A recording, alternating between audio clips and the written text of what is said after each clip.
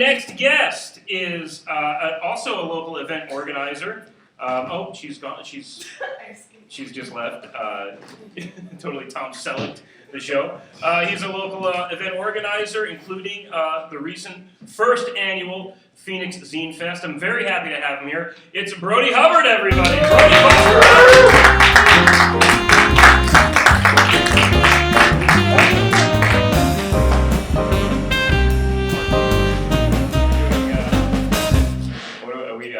I just have to. Oh, wrong button. Okay. Oh, cool. All right. Proof of life. Thank you. Yeah, okay. Yeah, I guess this is kind of shot like a hostage video. So who knows what's going to happen next. But you are donning a garment there, my friend. You have a prop of some sort. This is not a prop. This is the DIY championship belt of Phoenix, Arizona. Whoa, you are claiming the title right now. Handcrafted. Truly DIY. Yes. And do you have these available on Etsy, or this is a one-of-a-kind? No, this is a one-of-a-kind. Wow.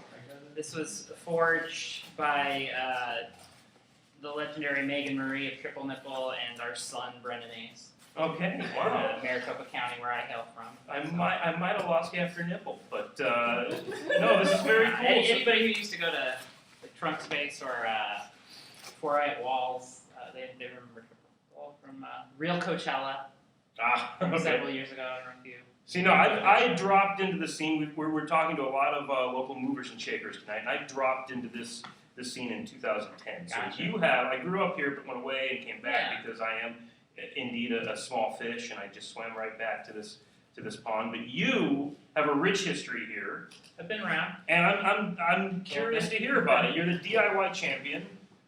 What fights did you? What battles did you fight? What wars did you win? Oh man, I mean, Who rubbed your shoulder in the corner? Every day. I don't know if anybody rubbed my shoulder. I've rubbed plenty of people the wrong way though. Oh wow. For sure. Okay. I'm glad to be here. I'm glad to be the champion of Maricopa County and of Phoenix, Arizona, and of this DIY scene here. It's not about me. It's the classic definition of a champion is representing others, representing the people, being their champion, fighting for them. I see. I'm fighting for all of us. And what is the fight? The fight is to put this city on the map, to keep the city on the map, to make people understand it and respect it. Woo! That we're not a bunch of Trump voters. Yes. That we are actually. Yes, we're not, or yes, you are. We are not a bunch of Trump. We are not. We are not a bunch of Trump voters. Okay. I don't want this spun. Right. We're actually doing things here. I'm one of those people who did go to Los Angeles for several years. Well, and that's where I went to. So Yeah, we're cut from the same cloth. Yeah, absolutely. And it was I loved my time there. I still love that city, but and my reasons for coming back are more personal than career or creative. But now that I'm back and I've taken what I've learned from my time there, and I saw within a year's time of being back that paid off the fruits of my labor. Sure. So when you were here so you're a bit of a prodigal son before you. I am the favorite son of the Valley. You are staking a lot of claims tonight, sir. That you are the champion. You're the favorite son. Is there a committee that you've run this by for approval? Or it's DIY. I did it myself. So before you split to LA, what were some of your favorite things to do in the Valley? This would have been in what time frame? I came up in the early mid '90s, late '90s hardcore punk scene. Okay. So it was a lot of house shows. It was going to West Side, East Side, Middle. East Side, Tempe, okay. Really. A lot of shows at the Nile, a lot of shows at people's houses, but also not necessarily just hardcore punk. That was just my roots. And like the bands that I was in. But then I actually started playing solo and just me and a guitar. Sure. And a lot more what folks would call like, I guess, indie bands and things like that. Like I'd go to Stinkweeds when they were in Tempe and see The record shop. Yeah, and see bands play there. Modified started doing a lot of shows. I did booking at Modified.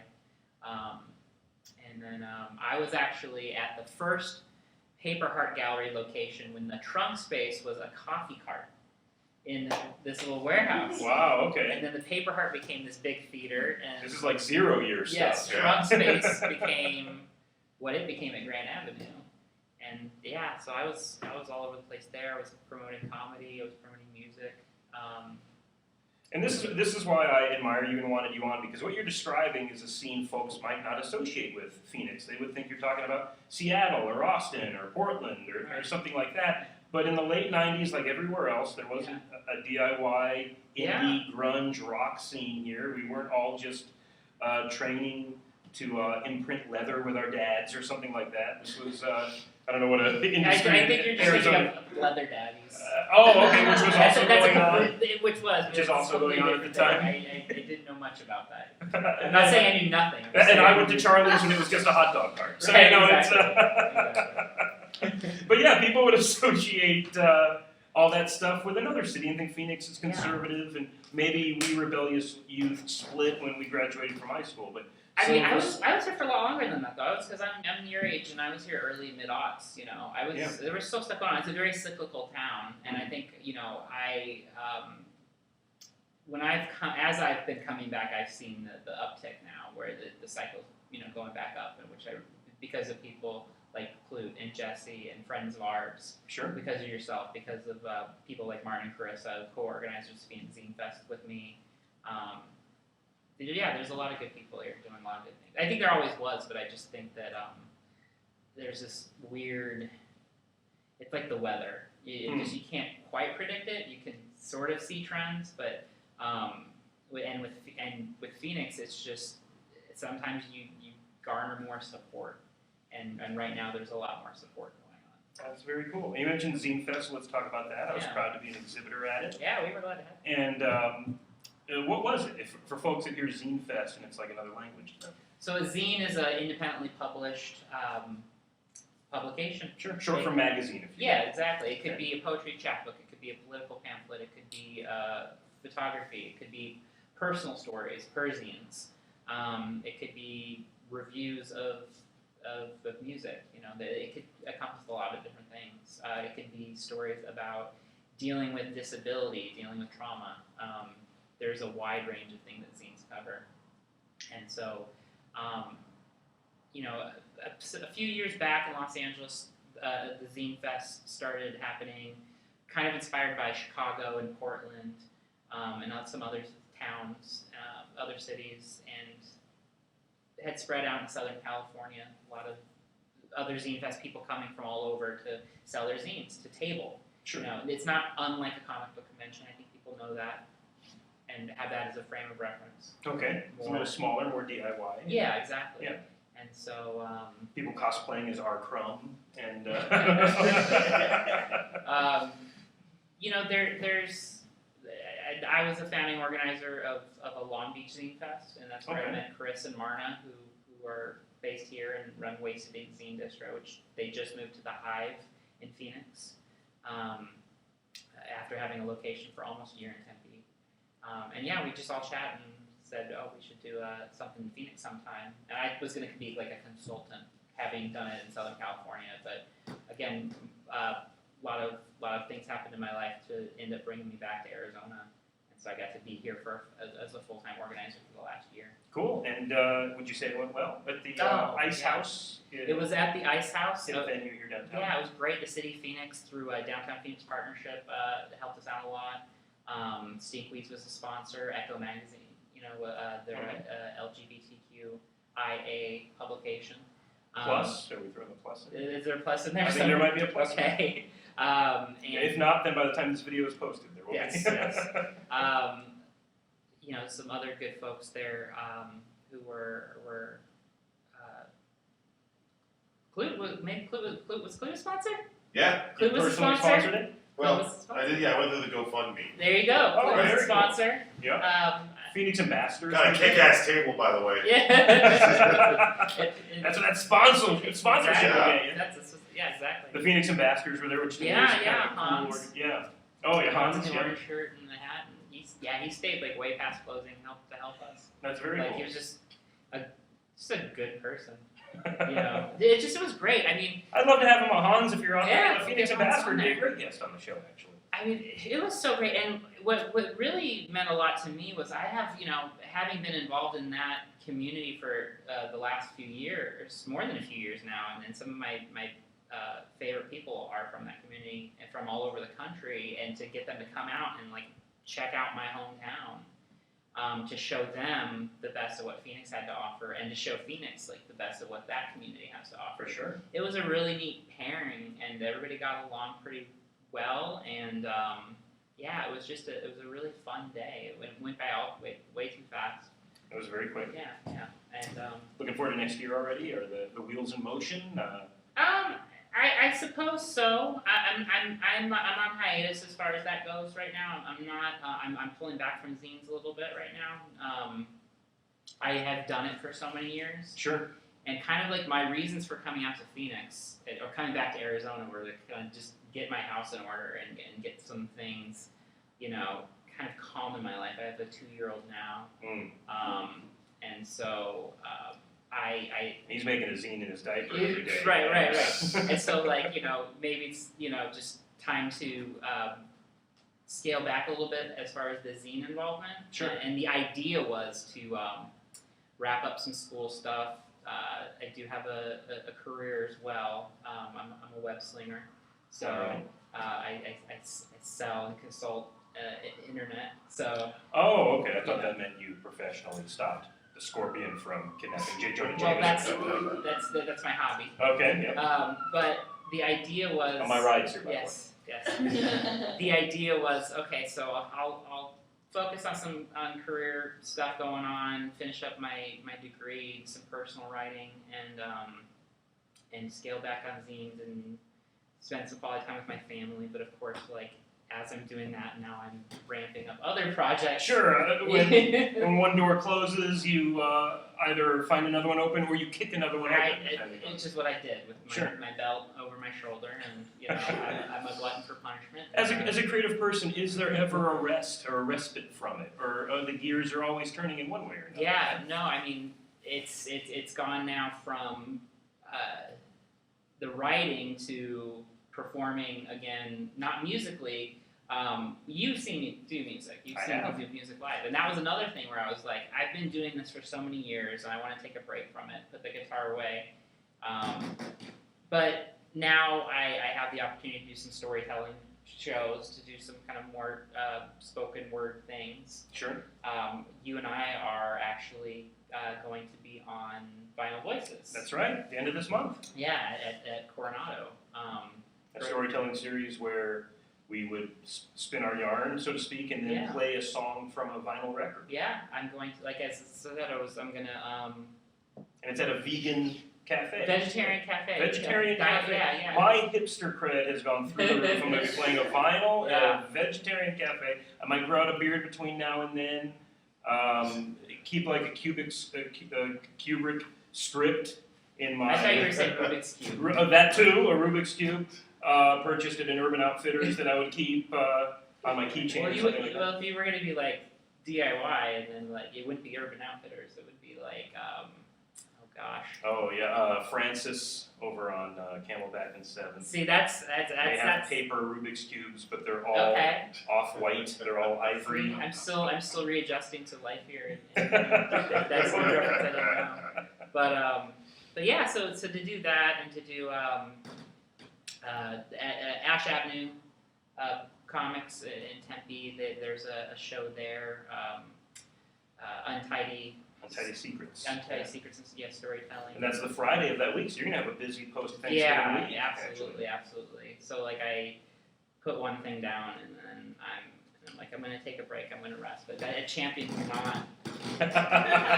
Like he must defend his title. Wow. So that's why Do you feel a sense of competition? Maybe it's friendly. Doesn't have to be combative. Competition with your fellow artists and peers. That somebody does something that either inspires you to kick up your game to the next level, or do you look at other people like, well, they're not where I am right now. They'll get to cardboard belt status. You know what I mean? Like, I don't feel competition with Okay. other artists. I just feel like there's a lot of scumbags in the art community. Oh, So okay. that's more my problem. Here we go. Let's dig into it. You promised poop emoji on Facebook, and I want to get to poop emoji. I not that I haven't been a scumbag at different times in my life. Okay, it's fair. But there's just people, bad people, sociopaths, just abusive personalities, and so my issue with any art scene, any community, has never been the quality of art, where everybody's doing their best. I think everybody's trying to put something on. What has happened though is that there are just bad elements, and there was a lot of jokes made about Pence showing up at Hamilton and him feeling like he was not safe. Like, this theater is not a safe space. Sure. As if any Republican has ever cared about safe spaces or accessibility or anything like that. And I think you see that, in a lot of places. I think you've seen it here in Phoenix. I won't name names, I won't call anything out, but like everybody hears stories every now and again about people who stop working together.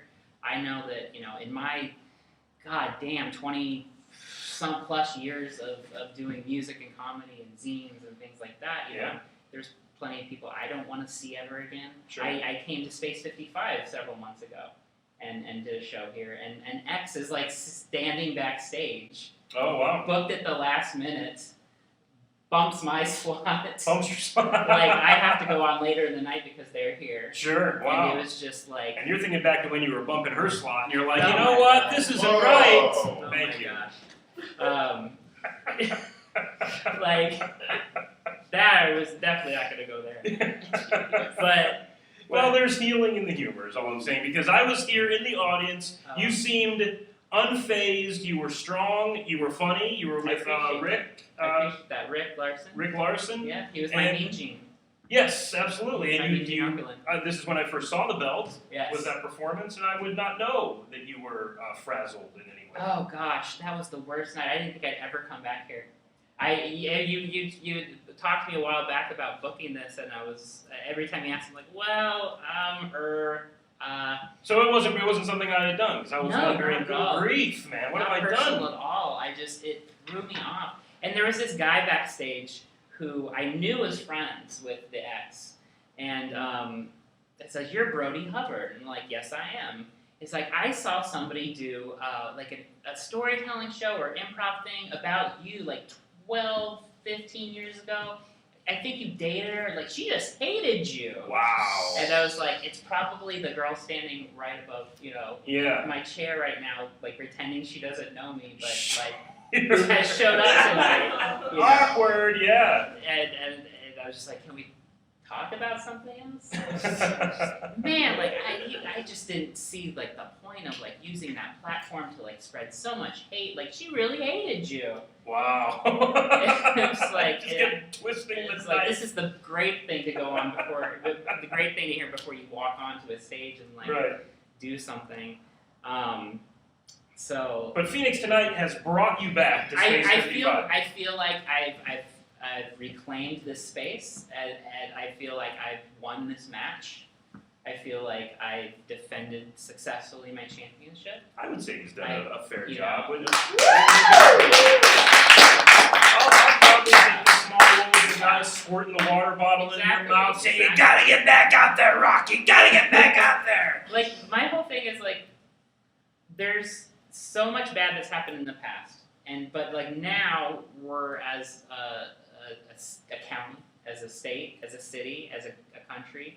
We have a like community. Yes, we have like so much bigger threats now than who dated who or who screwed who over, and it's like that stuff's still important. Like, let's protect each other, let's look out for each other, and like let's not let unhealthy elements into our community and into our scene. Let's, if not outright boycott, because I think sometimes it's just good to like. I just won't. You don't have to announce it. Just don't go there anymore. Just be done. Don't stock your product there. Don't hold your event there. You're done. It's cool, and people will get the gist, and we'll move on. And then, so all of us who are looking out for each other, protecting each other, being good to each other, let's do this thing. Let's not have a competition. If we do have old rivalries or projects that didn't work out in the past, let's, let bygones be bygones, just avoid each other, and let's just concentrate on our craft, and let's concentrate on our expression, our freedom of speech, our supporting venues, supporting nights like this, supporting Chatterbox, supporting poetry slams, supporting Wasted Ink Zine Distro, and the zines that they sell and the community that they're bringing together. That store is brought together and made a zine community. In Absolutely, Phoenix. yeah. You had people just doing their thing, but that and Phoenix Zine Fest, I hope, united that zine community.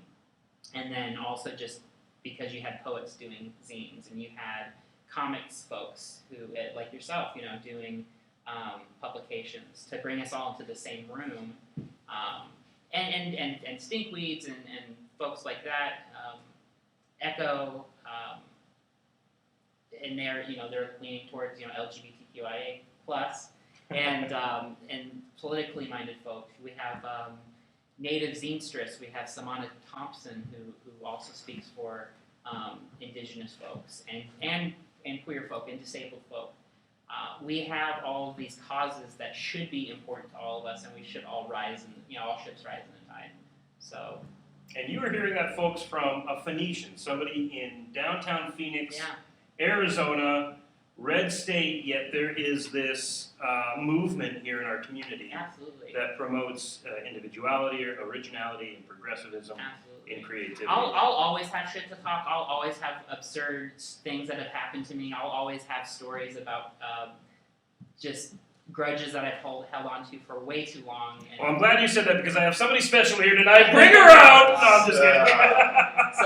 I'm just kidding. That would be horrible. That'd be the definitely worst. never come back. Oh man, So I didn't do it to you. I didn't do it. I will express that in my fiction. I will express that in the occasional storytelling. I will, protect the names of the innocent and the guilty alike. But when it comes down to it, I am for all of us. I'm your champion. That's what I have to do. He's got the belt. He's got the belt.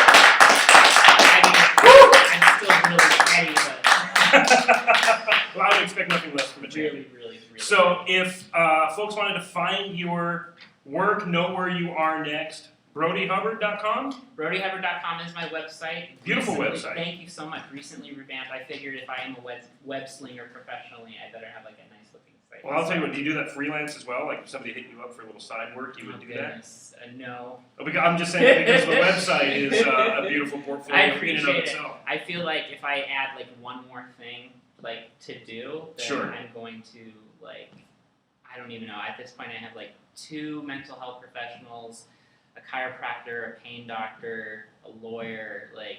I'm barely being held together. Wow.